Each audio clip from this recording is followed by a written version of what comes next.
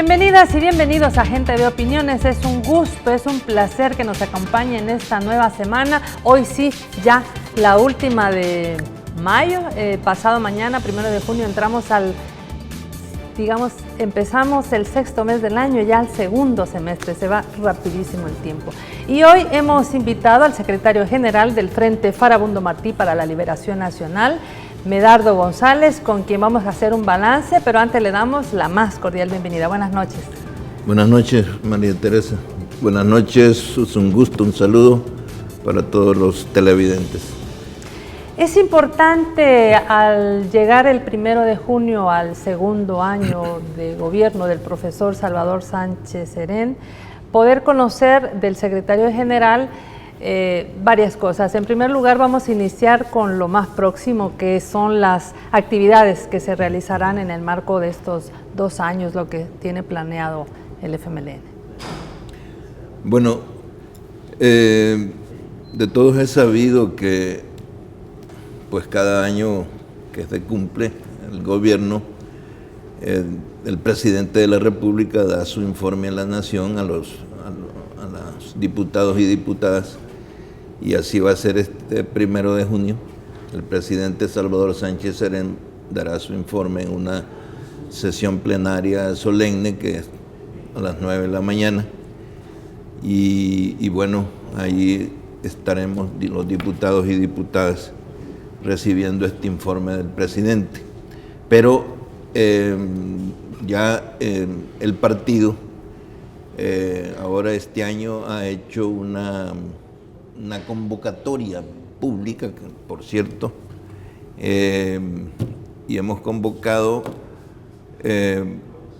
para las 8:30 de la mañana para poder concentrarnos, por cierto, y acompañar al presidente de la República, acompañar mientras él esté dando el informe, acompañar a los ministros, ministras, a todos los funcionarios de gobierno para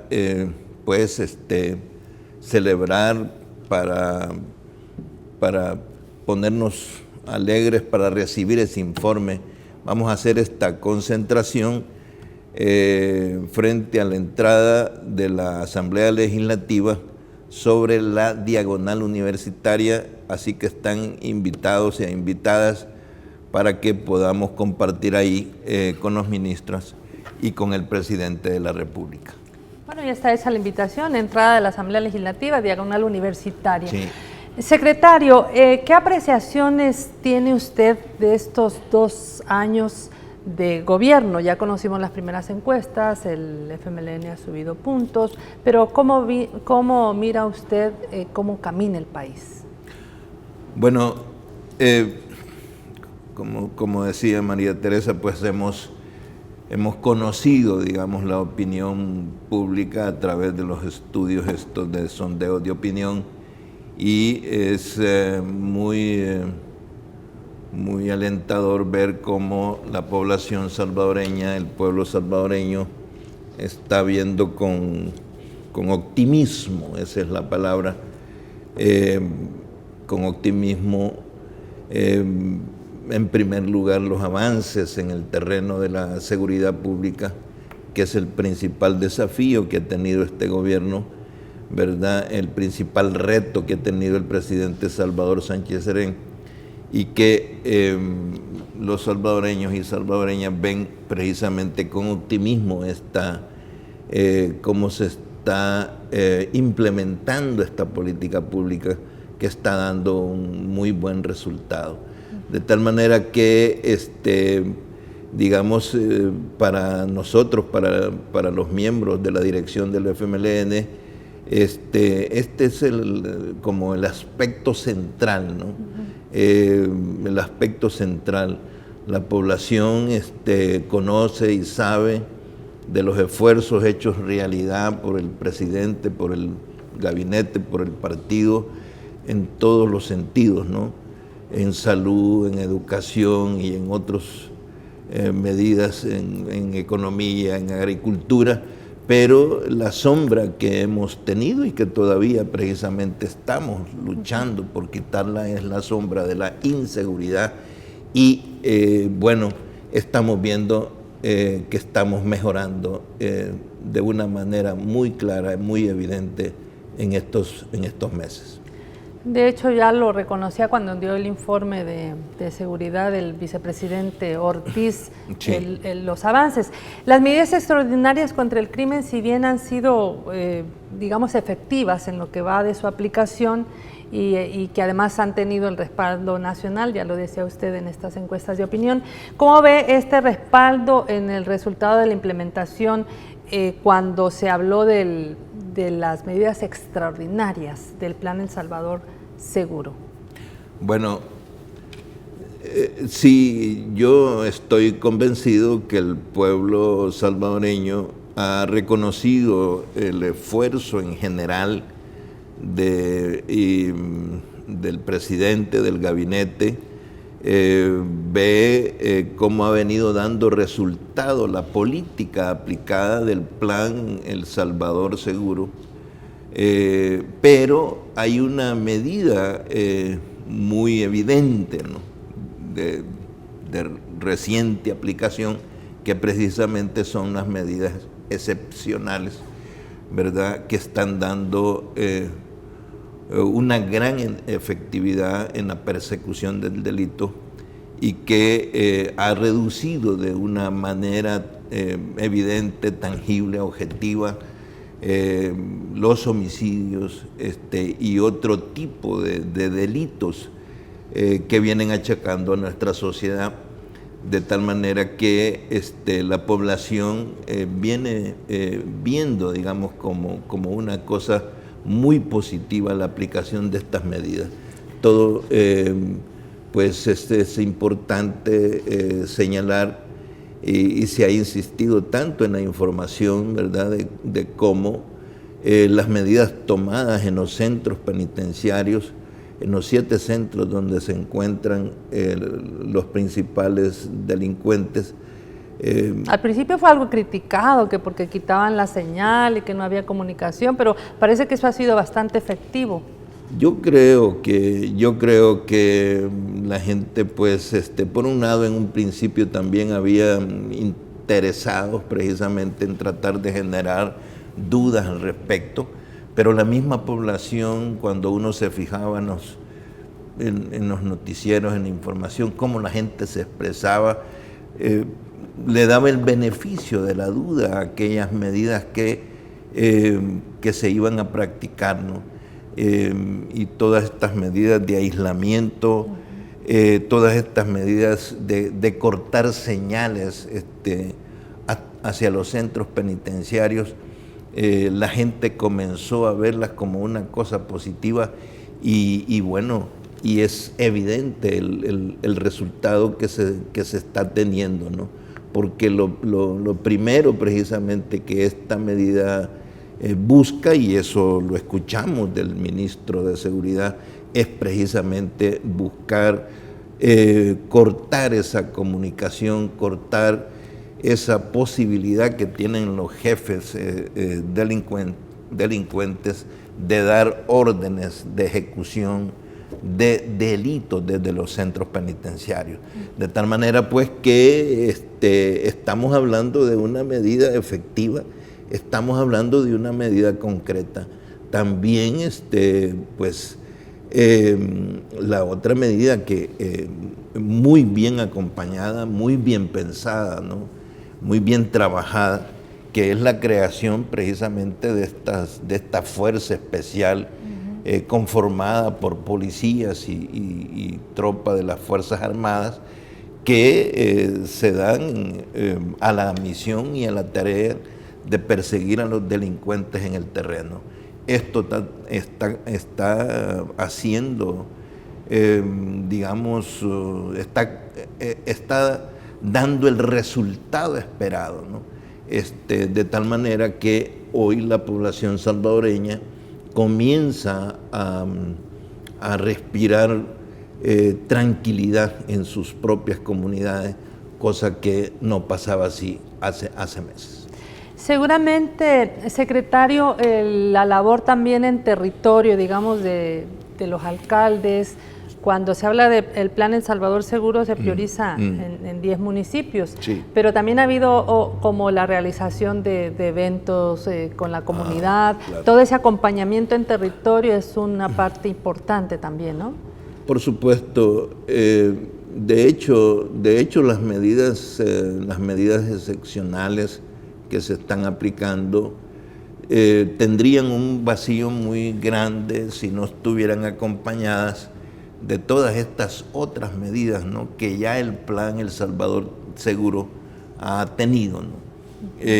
Todo este plan que el Consejo Nacional de Seguridad viene implementando conjuntamente con la policía, con las Fuerzas Armadas, con la policía, con las distintas instancias de gobierno, con las alcaldías mismas, ¿verdad? Enfocándose en estos 10 municipios, el cual está dando un excelente resultado y tiene que ver con todo esto que se le llama medidas de prevención,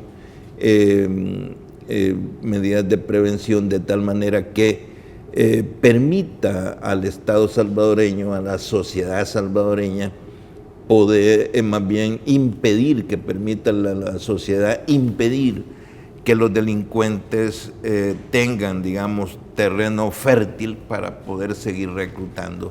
Todo esto, jóvenes, para incorporar a sus filas este tipo de medidas preventivas, tienen ese propósito, y eso es lo que está sucediendo y eso es lo que nosotros estamos viendo, de tal manera que el uso del recurso fuerza va acompañado íntimamente del recurso acompañamiento a generar condiciones, por decirlo así, de vida, condiciones de vida material a la gente en los barrios y en las comunidades, que le permitan tener una vida tranquila. Quiero decir que todos estos esfuerzos que se hacen para crear empleo, para enseñarle a los jóvenes cómo prepararse para buscar empleo, el deporte y otro tipo de medidas sirve precisamente a las personas en los barrios, en las colonias, para poder integrarse a una vida normal.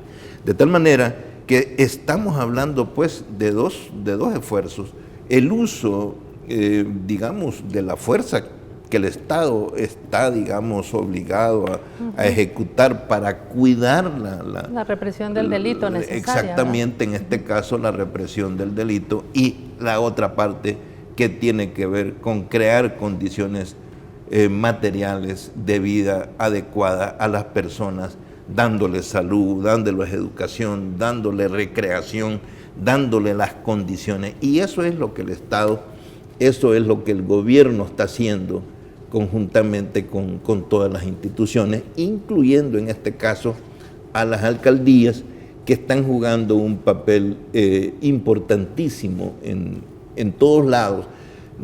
En realidad no solo es en estos 10 municipios donde el Consejo Nacional de Seguridad está poniendo atención, sino que en todos lados.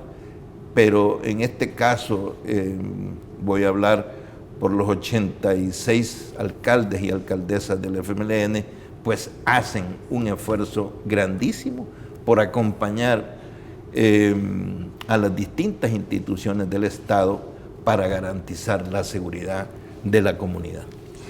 Secretario, ¿qué hubiera pasado? Claro, uno debe hablar con la realidad y no con las hipótesis, pero a veces las hipótesis son importantes para plantear situaciones.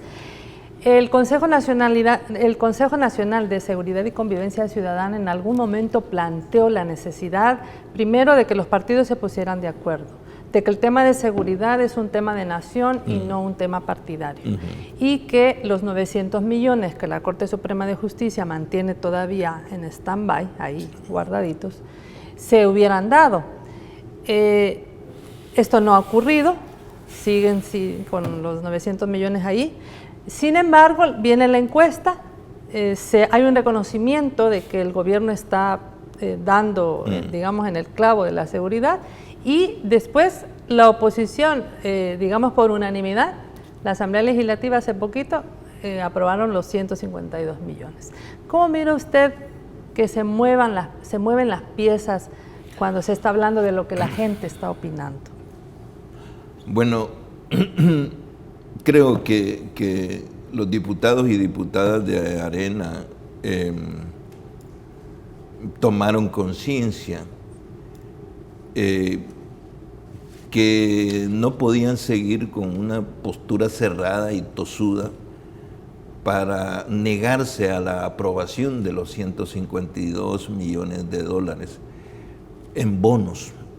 No estamos hablando de otra cosa, estamos hablando precisamente de la aprobación de bonos, que significa 56 votos, significa que sin la participación de diputados de Arena no se puede aprobar, de tal forma pues que parto de que los diputados y diputadas de Arena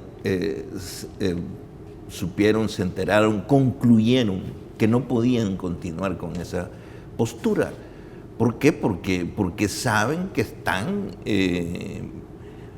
bajo la lupa, que están en pantalla, que todo el pueblo salvadoreño los está viendo y las está viendo, porque tienen discurso, tienen explicación, pero su actuación no corresponde, no corresponde a querer aportarle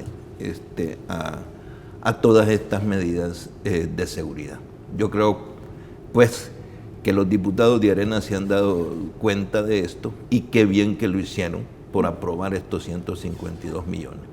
Ahora bien, definitivamente y eso nosotros lo sostuvimos desde el principio, y es que la no aprobación de los 900 millones de dólares, que por cierto 120 iban claramente dirigidos al tema de la PNC y de la seguridad,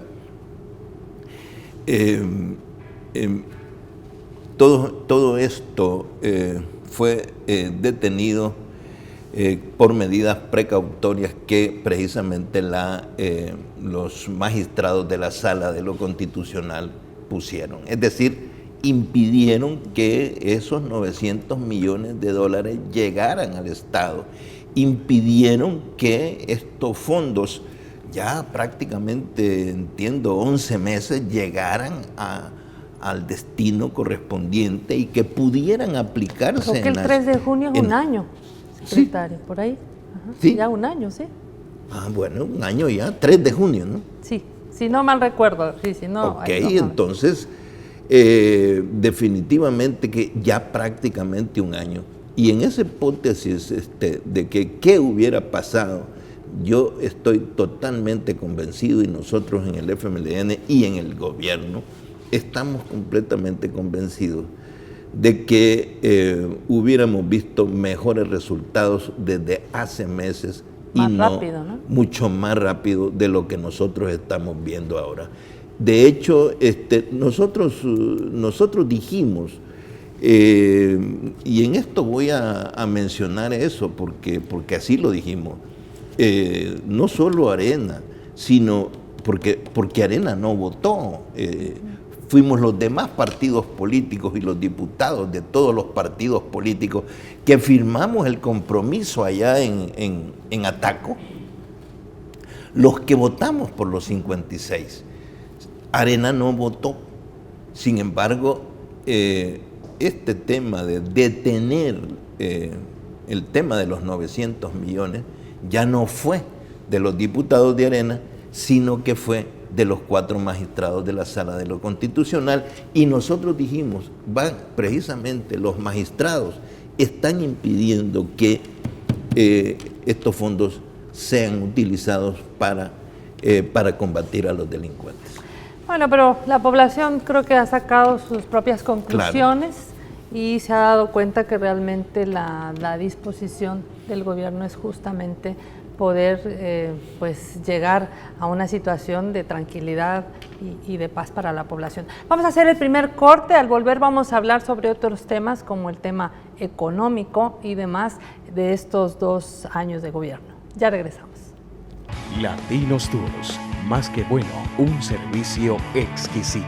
Excursión a Perú, visitando Lima, Nazca, Paracas, Cusco y Machu Picchu, del 24 al 30 de septiembre. Contáctenos al 2240-0365. Latinos Tours.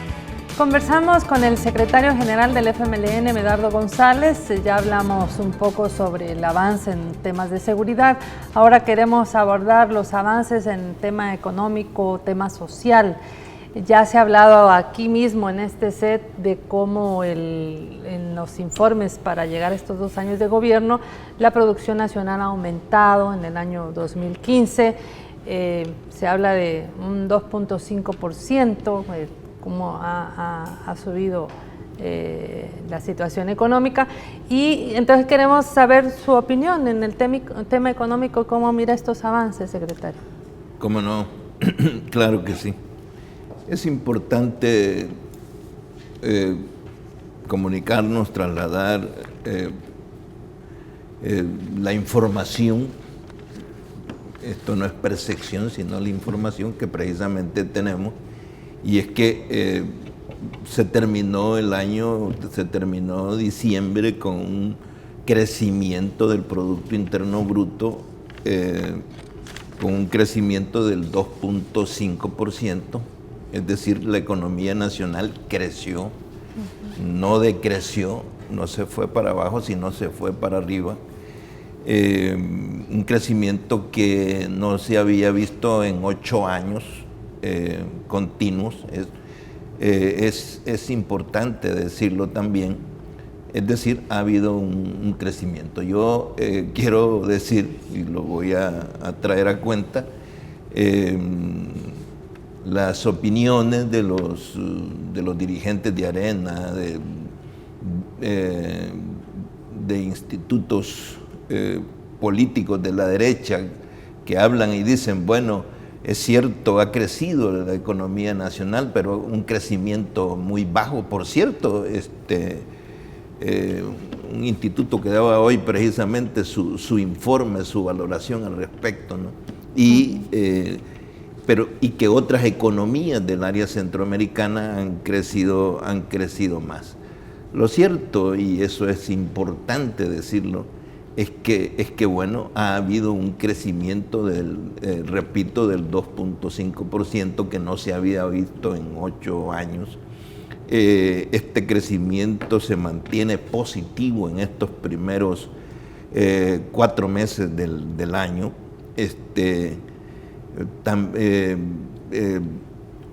Tenía la información, no tenemos información precisa hasta este momento del crecimiento del PIB en los primeros 4 meses. Ese es un dato que está todavía pendiente, pero que sí está, digamos, claro que la economía nacional está en una tendencia al alza, está aumentando principalmente en el mercado interno, de que los datos nos están mostrando que la inversión privada aumentó, la inversión privada estimulada según la información por el consumo interno. Esto es importante decirlo, porque también esto del consumo interno trae como efecto que el Estado, que el gobierno, digamos, tenga más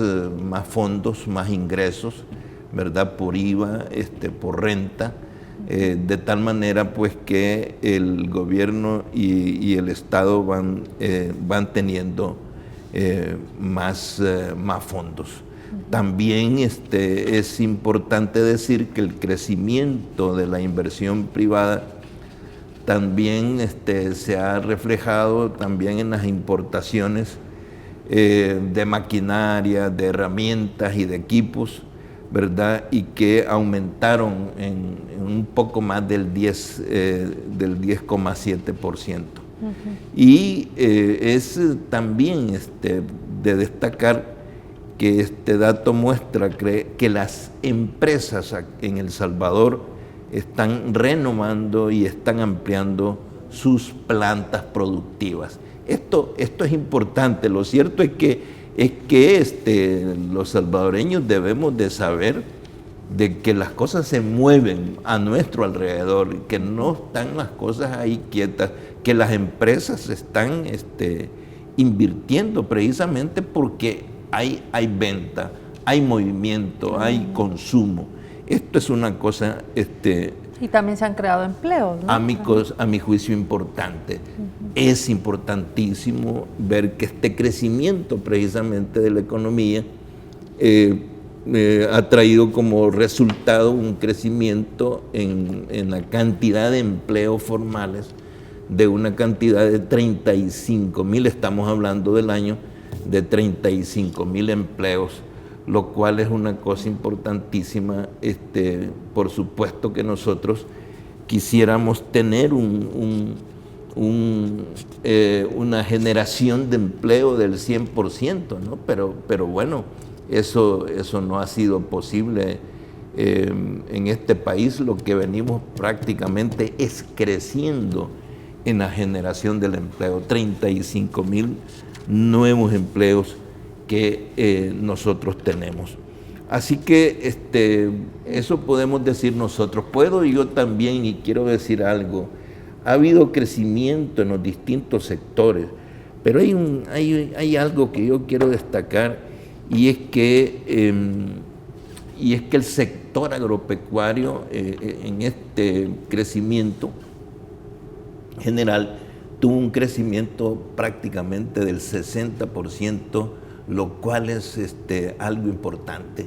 Yo quiero recordar... Hoy se quejaba el partido de oposición diciendo que los empleos y más bien las pérdidas en la caficultura habían sido grandes, ¿verdad? Claro, definitivamente que nosotros no vamos a querer tapar el sol con el dedo, pero claro, si nosotros nos vamos a poner los lentes con los que miran los dirigentes de Arena y la derecha, pues lo que vas a ver es definitivamente que solo es lo oscuro, lo negro, lo que no te da ninguna perspectiva. De hecho, al contrario, en estos primeros meses del año ha habido un crecimiento en el área agropecuaria de la economía del país. Y yo quería traer a cuenta que precisamente antes del triunfo del FMLN con el presidente Mauricio Funes, recuerdo que precisamente una de las cosas que la gente decía es que Arena, los campesinos decían, Arena había tirado, al agro, al abandono. Definitivamente que el agro estaba en el abandono, y eso ya no sucede, eso ya no pasa. Con todas las dificultades que el sector agropecuario, el sector cafetalero pudo haber tenido, lo cierto es que el Estado salvadoreño, el gobierno, el Ministerio de Agricultura, el ministro de Agricultura está haciendo un gran acompañamiento con sus instituciones especializadas al apoyo a la producción del café. Y también la entrega de títulos de propiedad de tierra, que eso es importante. Nosotros luego tenemos otro tipo de aspectos que ya van, digamos, además de que tienen que ver con medidas económicas, las medidas sociales también, como esta de la entrega de títulos de propiedad, que es una cantidad importantísima, de los cuales más de la mitad de los títulos de propiedad han sido entregadas a mujeres, ¿verdad? A madres solteras que les han sido entregadas sus títulos de propiedad. Aspecto también importante. Justo para entrar en el ámbito social, en los logros, digamos, en el ámbito de social, que ha sido una de las áreas prioritarias de este gobierno. De hecho, no recuerdo si era más del 53% invertido en el tema social. ¿Por qué considera usted, secretario, que es importante para el gobierno del profesor Sánchez Serén la inversión en programas sociales? ¿Cómo valora estos resultados, por ejemplo, hablando de educación, hablando de salud, hablando de estos programas de pensión básicos? ¿Cómo considera usted que han sido estos apuestas que ha tenido el presidente en lo social? Bueno, de hecho, los resultados,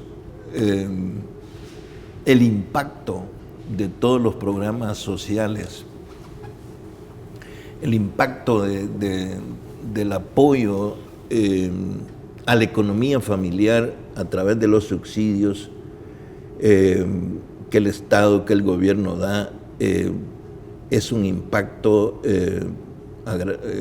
de gran importancia para los sectores populares de nuestro país, de El Salvador,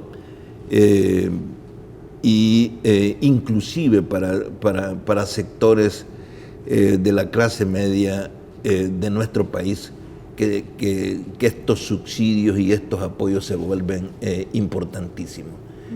Yo definitivamente sigo viendo y voy a traer a cuenta precisamente la población salvadoreña sigue reconociendo que el programa insignia es el programa de apoyo a los muchachos, a los niños y a los muchachos de bachillerato, inclusive con los uniformes, con los zapatos, con los cuadernos, con los útiles escolares, con los alimentos para los jóvenes.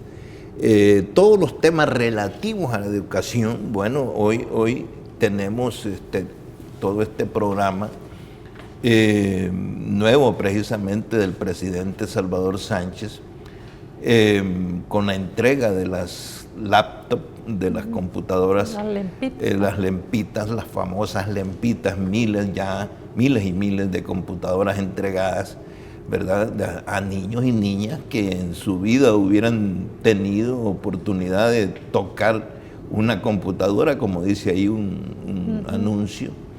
De tal manera pues que nosotros tenemos programas sociales que son de gran necesidad, de gran utilidad, y que definitivamente, por ejemplo, en esta área de la educación, muchos niños y niñas no podrían ir a sus escuelas porque bueno, no tenían para el desayuno, porque no tenían para ponerle zapatos al niño, a la niña, para que fuera con sus zapatillos, porque no tenían para comprar sus uniformes. Ahora todas esas personas ya tienen, digamos, al gobierno del FMLN que los acompaña. Y así hay una cantidad de medidas. Y en esto quiero redondear un tema, ¿no? Y es que precisamente el FMLN está convencido y claro que estos programas sociales, que todas estas ayudas seguirán siendo necesarias mientras la población salvadoreña siga necesitando del apoyo del gobierno y del Estado. En la medida en que la economía nacional vaya creciendo, en la medida en que la producción vaya creciendo, en la medida en que los salarios sean dignos para que la gente pueda vivir dignamente y que la empresa privada pague los salarios que debe de pagar y no salarios de hambre, en esa medida los subsidios irán desapareciendo, que es la gran crítica precisamente de la derecha a nivel internacional y que también ha sido la crítica la de la derecha aquí en el país, que gobiernos como el del FMLN, gobierno de izquierda claramente, sostiene la necesidad de este tipo de programas sociales y de mantener los subsidios, acusando este tipo de medidas como que si fueran medidas populistas, dicen ellos, medidas propagandísticas, ¿verdad?, utilizar los recursos del Estado para ganar conciencia. Eso es definitivamente una falsedad y es un error. En la medida en que haya necesidad, en la medida en que haya un hambriento, hay que darle pan. En la medida en que haya un niño descalzo, hay que darle zapatos. Esa es la política del FMLN. Mientras vamos creando condiciones para generar una economía que produzca, que crezca, y una empresa privada, que es la que dé el empleo, que pague los salarios que la gente necesita. Muy bien, vamos a ir al segundo y último corte y al volver vamos a continuar conversando aquí con el secretario general del FMLN. No nos cambien. Bueno, el secretario general nos ha venido a dar un panorama, una perspectiva de cómo se valoran estos 2 años de gobierno del profesor Sánchez Serén. Sin embargo, tenemos una pregunta obligada y es ¿cuál ha sido el papel del partido FMLN como partido político en la contribución de esto que se está haciendo? Por ejemplo, cómo han coordinado con el grupo parlamentario del Frente, con los gobiernos municipales, con las organizaciones sociales, todo este trabajo con el órgano ejecutivo. Bueno, quiero decir que nosotros a nivel de partido y de gobierno y de grupo parlamentario y de alcaldías mantenemos una fluida comunicación, una fluida coordinación. De hecho, venimos trabajando de manera, se puede decir, integrada, viendo que nuestro compromiso, precisamente el compromiso del presidente, del gabinete, del partido, etcétera, de los diputados y diputadas, es precisamente la lucha por ir construyendo un mejor país, por ir resolviendo la problemática, los desafíos que tenemos enfrente. Y en ese sentido, pues el FMLN está pasando por un muy buen momento. Tenemos una relación muy integrada entre la base del partido, por decirlo de esta manera, y su dirigencia, entre la base del partido y el presidente de la República. Tenemos una buena integración entre la dirigencia del partido con el presidente y el gabinete, de tal manera que tenemos una coordinación permanente de trabajo y una comunicación sistemática. Quiero mencionar y quiero decir que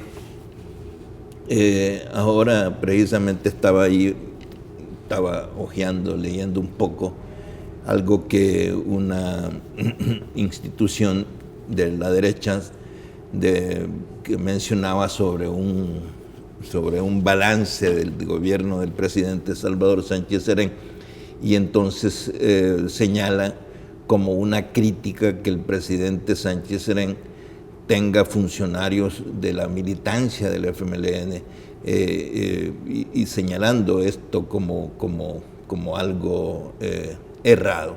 Definitivamente que el presidente de la República y nuestro partido estamos totalmente convencidos de que lo que estamos desarrollando es lo correcto, es como debe de implementarse. Si hiciéramos lo que ellos recomiendan al presidente de la República, porque lo que están recomendándole es que saque a los militantes del FMLN y que meta a personas, inclusive del partido Arena, dentro del mismo gobierno. Es decir, son cosas que, de hecho, digamos, son cosas que no van. De hecho, el gobierno del presidente Salvador Sánchez Serén tiene éxitos, tiene avances, precisamente porque estamos ejecutando, estamos implementando el programa de gobierno que presentamos a nuestro país cuando presentamos al presidente, ahora presidente Salvador Sánchez Serén, y a Óscar Ortiz como vicepresidente. Al mismo tiempo le planteamos a la nación, le planteamos el tema de nuestros contenidos, de nuestro programa. Y ese programa y esos contenidos son los que están,